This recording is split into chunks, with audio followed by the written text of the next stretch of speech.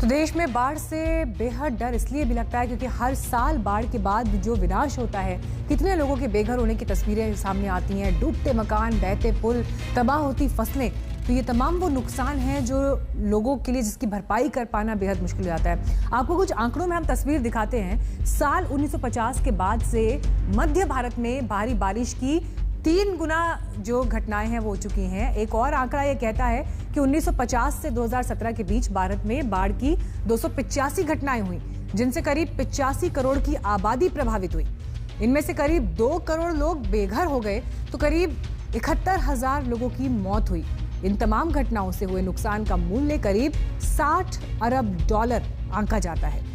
इस संबंध में एक रिपोर्ट की माने तो पिछले 1 दशक में बाढ़ से होने वाला नुकसान करीब $3 अरब हर साल रहा है।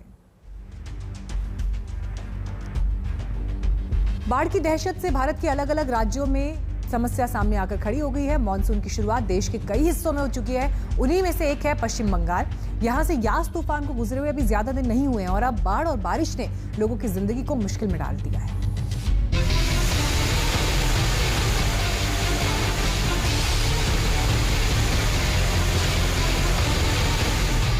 पश्चिम बंगाल से भी लगता है कुदरत कुछ ज्यादा ही रूठी हुई है।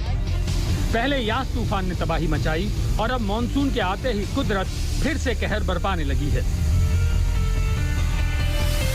पश्चिम बंगाल के कुछ हिस्सों में लगातार बारिश हो रही है। सबसे पहले आपको बंगाल के पुरुलिया के हालात दिखाते हैं। ये देखिए, सालाब कैसे पुल के ऊपर बह रहा है। गाड़ियां सालाब के बीच से होकर गुजर रही हैं, जबकि बहुत सारे लोग इंतजार कर रहे हैं कि वो पुल पार करने का जोखिम लें या ना लें। पुरुलिया में कई गांवों का संपर्क कट चुका है। करीब 20,000 की आबादी बाढ़ से प्रभावित है। हुगली जिले के आरामबाग में सैकड़ों की आबादी अभी से बाढ़ की त्रासदी झेल रही है। भारी बारिश के चलते रिहायशी इलाकों में पानी घुस गया है। बारिश के इस कहर से करीब 3,000 लोगों की आबादी प्रभावित है। आरामबाग इलाके में बहने वाली द्वारकेश्वर नदी धीरे धीरे खतरे के निशान से ऊपर बहने लगी है। নিচেতে ছিটে বেড়ার ঘর এমনি জল ঢুকে গেছে প্লাস ধরো আসনপত্র আছে সব ভাসে যাচ্ছে। বাচ্চাদের খাওয়া দাওয়ার অসুবিধা, কাজকর্ম এখন নেই, সেই জন্য বাঁধে উঠে আসতে। बाढ़ के चलते अब इलाके में रेस्क्यू ऑपरेशन किया जा रहा है और लोगों को ऊंचे और सुरक्षित स्थानों पर पहुंचाया जा रहा है। नगर पालिका, पुलिस, सिविल डिफेंस और डिजास्टर मैनेजमेंट की टीमें इलाके में राहत और बचाव का काम कर रही हैं। पिछले 2 दिनों से हो रही बारिश से पश्चिम बंगाल के बांकुड़ा में भी बाढ़ जैसे हालात बन गए हैं।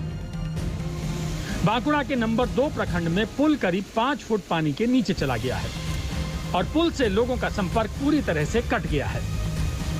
गंधेश्वरी नदी का जलस्तर धीरे धीरे बढ़ रहा है और निचले इलाकों में लोगों के लिए खतरा बढ़ता ही जा रहा है।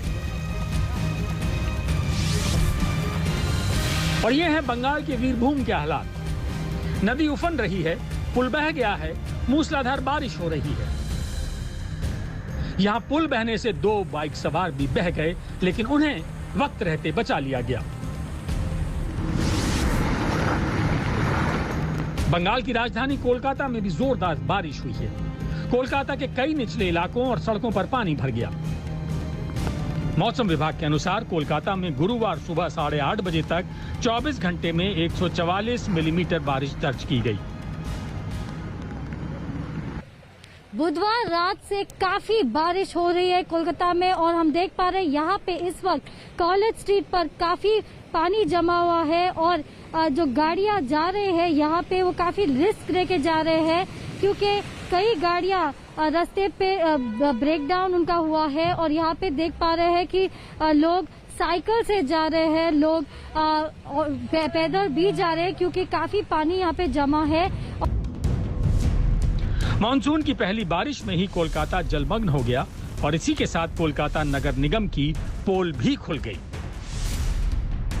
मौसम विभाग ने अगले 24 घंटों तक बारिश जारी रहने का अनुमान जताया है।